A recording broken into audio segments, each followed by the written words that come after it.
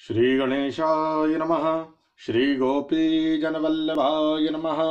श्रीमद्भागवत महापुराण अष्टम स्कंध अथ द्वादशोऽध्यायः। मोहिनी रूप को देखकर भगवान महादेव जी का मोहित होना। श्री सुखदेव जी कहते हैं, परीक्षित, जब भगवान शंकर ने यह सुना कि श्रीहरि ने स्त्री का रूप धारण करके असुरों को मोहित कर लिया और देवताओं को अमृत पिला दिया, तब वे सती देवी के साथ बैल पर सवार हो समस्त भूत गणों को लेकर वहां गए जहां भगवान मधुसूदन निवास करते हैं। भगवान श्रीहरि ने बड़े प्रेम से गौरी शंकर भगवान का स्वागत सत्कार किया। वे भी सुख से बैठकर भगवान का सम्मान करके मुस्कुराते हुए बोले। श्री महादेव जी ने कहा, समस्त देवों के आराध्य देव, आप विश्वव्यापी जगदीश्वर एवं जगत स्वरूप हैं। समस्त चराचर पदार्थों के मूल कारण ईश्वर और आत्मा भी आप ही है। इस जगत के आदि अंत और मध्य आपसे ही है। समस्त चराचर पदार्थों के मूल कारण ईश्वर और आत्मा भी आप ही है।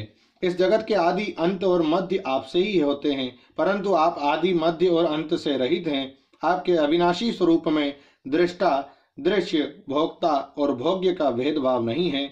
वास्तव में आप सत्य चिन्मात्र ब्रह्म ही है। कल्याणकामी महात्मा लोग इस लोक और परलोक दोनों की आसक्ति एवं समस्त कामनाओं का परित्याग करके आपके चरण कमलों की ही आराधना करते हैं। आप अमृत स्वरूप, समस्त प्राकृत गुणों से रहित, शोक की छाया से भी दूर, स्वयं परिपूर्ण ब्रह्म हैं। आप केवल आनंद स्वरूप हैं। आप निर्विकार हैं। आपसे भिन्न कुछ नहीं है, परंतु आप सबसे भिन्न हैं। आप विश्व की उत्पत्ति, स्थिति और प्रलय के परम कारण हैं। आप समस्त जीवों के शुभाशुभ कर्म का फल देने वाले स्वामी हैं, परंतु ये बात भी जीवों की अपेक्षा से ही कही जाती है। वास्तव में आप सबकी अपेक्षा से रहित अनपेक्ष है। स्वामिन, कार्य और कारण, द्वैत और अद्वैत कुछ है, जो कुछ है वे सब एकमात्र आप ही हैं। ठीक वैसे ही जैसे आभूषणों के रूप में स्थित स्वर्ण और मूल सुवर्ण में कोई अंतर नहीं है, दोनों एक ही वस्तु है। लोगों ने आपके वास्तविक स्वरूप को न जानने के कारण आप में नाना प्रकार के भेदभाव और विकल्पों की कल्पना कर रखी है। यही कारण है कि आप में किसी प्रकार की उपाधि न होने पर भी गुणों को लेकर भेद की प्रतीति होती है।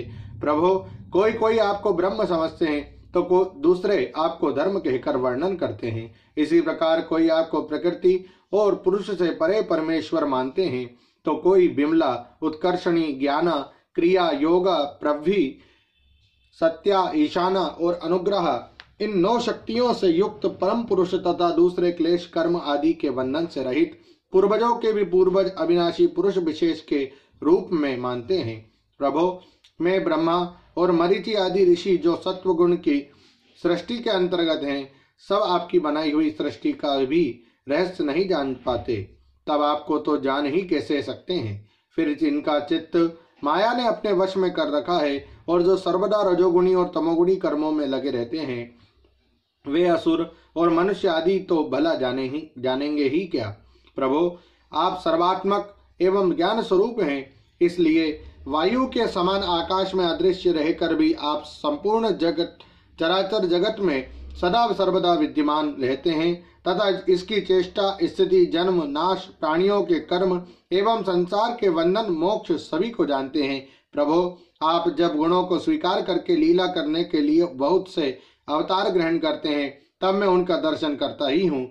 अब मैं आपके उस अवतार का भी दर्शन करना चाहता हूँ जो आपने स्त्री रूप में ग्रहण किया था, जिससे दैत्यों को मोहित करके आपने देवताओं को अमृत पिलाया। स्वामिन, उसी को देखने के लिए हम सब आए हैं। हमारे मन में उसके दर्शन का बड़ा कौतूहल है। श्री सुखदेव जी कहते हैं, जब भगवान शंकर ने विष्णु भगवान से यह प्रार्थना की, तब वे गंभीर भाव से हंसकर शंकर जी से बोले। श्री विष्णु भगवान ने कहा, शंकर जी, उस समय अमृत का कलश दैत्यों के हाथ में चला गया था, अतः देवताओं का काम बनाने के लिए और दैत्यों का मन एक नए कौतूहल की ओर खींच लेने के लिए ही मैंने वह स्त्री रूप धारण किया था। देव शिरोमणि, आप उसे देखना चाहते हैं, इसलिए मैं आपको वह रूप दिखाऊंगा, परंतु वह रूप तो कामी पुरुषों का ही आदरणीय है, क्योंकि वह काम भाव को उत्तेजित करने वाला है। श्री सुखदेव जी कहते हैं, इस तरह कहते विष्णु भगवान वहीं अंतर्ध्यान हो गए और भगवान शंकर सती देवी के साथ चारों ओर दृष्टि दौड़ाते हुए वहीं बैठे रहे। इतने में ही उन्होंने देखा कि सामने एक बड़ा सुंदर उपवन है। उसमें भांति भांति के वृक्ष लग रहे हैं जो रंग बिरंगे फूल और लाल लाल कोपलों से भरे पूरे हैं। उन्होंने यह भी देखा कि उस उपवन में एक सुंदरी स्त्री गेंद उछाल उछाल कर खेल रही है। वे बड़ी ही सुंदर साड़ी पहने हुए है और उसकी कमर में करदनी की लड़ियां लटक रही है। गेंद के उछालने और लपक कर पकड़ने से उसके स्तन और उन पर पड़े हुए हार हिल रहे हैं। ऐसा जान पड़ता था मानो इनके भार से उसकी पतली कमर पग पग पर टूटते टूटते बच जाती है। वे अपने लाल लाल पल्लवों के समान सुकुमार चरणों से बड़ी कला के साथ ठुमक ठुमक कर चल रही थी। उछलता हुआ गेंद जब इधर उधर छलक जाता था तब वह लपक कर उसे रोक लेती थी। इससे उसकी बड़ी बड़ी चंचल आंखें कुछ उद्विग्न सी हो रही थी।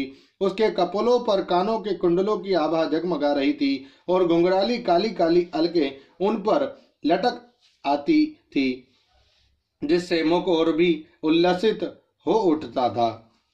जब कभी साड़ी सरक जाती और केशों की वेणी खुलने लगती तब अपने अत्यंत सुकुमार बाएं हाथ से वह उन्हें सवार लिया करती। उस समय भी वह दाहिने हाथ से गेंद उछाल उछाल कर सारे जगत को अपनी माया से मोहित कर रही थी।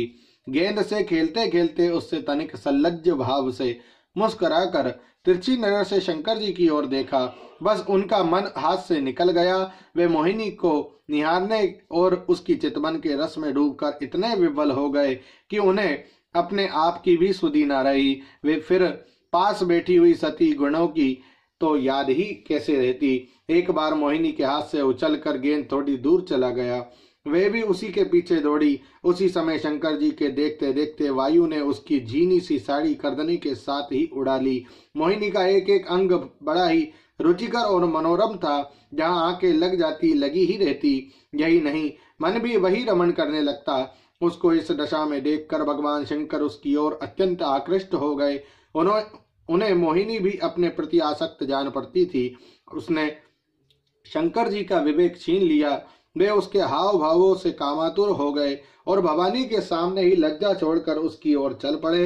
मोहिनी वस्त्रहीन तो पहले ही हो चुकी थी। शंकर जी को अपनी ओर आते देख बहुत लज्जित हो गई। वे एक वृक्ष से दूसरे वृक्ष की आड़ में जाकर छिप गई और हंसने लगती, परंतु कहीं ठहरती न थी। भगवान शंकर की इंद्रियां अपने वश में नहीं रही। वे कामवश हो गए थे। अतः हथनी के पीछे हाथी की तरह उसके पीछे पीछे दौड़ने लगे। उन्होंने अत्यंत वेग से उसका पीछा करके पीछे से उसका जूड़ा पकड़ लिया और उसकी इच्छा न होने पर भी उसे दोनों भुजाओं में भरकर हृदय से लगा लिया। जैसे हाथी हथनी का आलिंगन करता है वैसे ही भगवान शंकर ने उसका आलिंगन किया।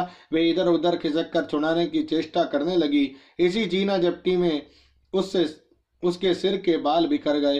वास्तव में वह सुंदरी भगवान की रची हुई माया ही थी। इससे उसने किसी प्रकार शंकर जी के भुज पार्श्व से अपने को छुड़ा लिया और बड़े वेग से भागी। भगवान शंकर भी उन मोहिनी वेशधारी अद्भुत कर्मा भगवान विष्णु के पीछे पीछे दौड़ने लगे। उस समय ऐसा जान पड़ता था मानो उनके शत्रु कामदेव ने इस समय उन पर विजय प्राप्त कर ली है। कामुक हथनी के पीछे दौड़ने वाले मदोन्मत्त हाथी के समान वे मोहिनी के पीछे पीछे दौड़ रहे थे।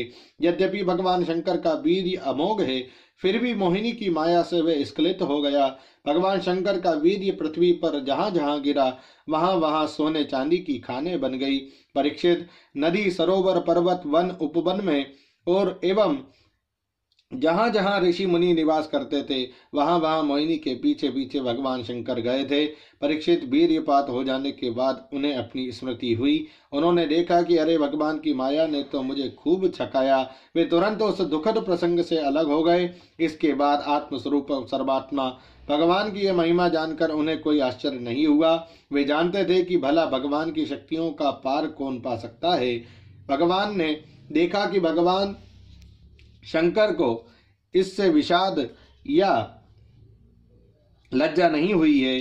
तब वे पुरुष शरीर धारण करके फिर प्रकट हो गए। बड़ी प्रसन्नता से उनसे कहने लगे। श्री भगवान ने कहा, देव शिरोमणि, मेरी स्त्री रूपणी माया से विमोहित होकर भी आप स्वयं ही अपनी निष्ठा में स्थित हो गए। ये बड़े ही आनंद की बात है। मेरी माया अपार है, वे ऐसे ऐसे हाव भाव रचती है कि अजितेंद्रिय पुरुष तो किसी प्रकार उससे छुटकारा पा ही नहीं जा सकते। भला आपके अतिरिक्त ऐसा कौन पुरुष है जो एक बार मेरी माया के फंदे में फंसकर फिर स्वयं ही उससे निकल सके। यद्यपि मेरी यह गुणमयी माया बड़ों बड़ों को मोहित कर देती है, फिर भी अब यह आपको कभी मोहित नहीं करेगी, क्योंकि सृष्टि आदि के लिए समय पर उससे क्षोभित करने वाला काल में ही हूं। इसलिए मेरी इच्छा के विपरीत वे रजोगुण आदि की सृष्टि नहीं कर सकती। श्री सुखदेव जी कहते हैं, परीक्षित, इस प्रकार भगवान विष्णु ने भगवान शंकर का सत्कार किया। तब उनसे विदा लेकर एवं परिक्रमा करके वे अपने गणों के साथ कैलाश को चले गए। भरत वंश शिरोमणि भगवान शंकर ने बड़े बड़े ऋषियों की सभा में अपनी अर्धांगिनी सती देवी से अपने विष्णु रूप की अंशभूता मायामयी मोहिनी का इस प्रकार बड़े प्रेम से वर्णन किया।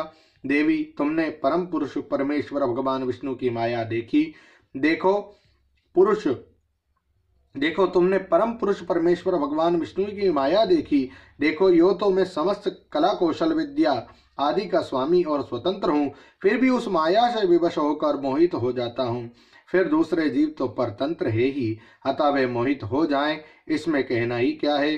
अब मैं 1000 वर्ष की समाधि से उठा था, तब तुमने मेरे पास आकर पूछा था कि तुम किसकी उपासना करते हो। वे यही साक्षात सनातन पुरुष है। ना तो काल ही इन्हें अपनी सीमा में बांध सकता है और ना वेद ही इनका वर्णन कर सकता है। इनका वास्तविक स्वरूप अनंत और अनिर्वचनीय है। श्री सुखदेव जी कहते हैं, प्रिय परीक्षित, मैंने विष्णु भगवान की ये ऐश्वर्य पूर्ण लीला तुमको सुनाई, जिसमें समुद्र मंथन के समय अपनी पीठ पर मंत्राचल धारण करने वाले भगवान का वर्णन है। जो पुरुष बार बार इसका कीर्तन और श्रवण करता है, उसका उद्योग कभी और कहीं निष्फल नहीं होता, क्योंकि पवित्र कीर्ति भगवान के गुण और लीलाओं का गान संसार के समस्त क्लेश और परिश्रम को मिटा देने वाला है। दुष्ट पुरुषों को भगवान के चरण कमलों की प्राप्ति कभी नहीं हो सकती। वे तो भक्तिभाव से युक्त पुरुष को ही प्राप्त होते हैं। इसी से उन्होंने स्त्री का मायामय रूप धारण करके दैत्यों को मोहित किया और अपने चरण कमलों के शरणागत देवताओं को समुद्र मंथन से निकले हुए अमृत का पान कराया। केवल उन्हीं की बात नहीं, चाहे जो भी उनके चरणों की शरण ग्रहण करे, वे समस्त कामनाएं पूर्ण कर देते हैं। मैं उन प्रभु के चरण कमलों में नमस्कार करता हूँ। ओम नमो भगवते वासुदेवाय। श्रीमद्भागवते महापुराणे पारमहंस्यां संहितायाम् अष्टम स्कंधे शंकर मोहनम नाम द्वादशोऽध्यायः। श्री राधा कृष्णाभ्यां नमः। हरे नमः, हरे नमः, हरे नमः।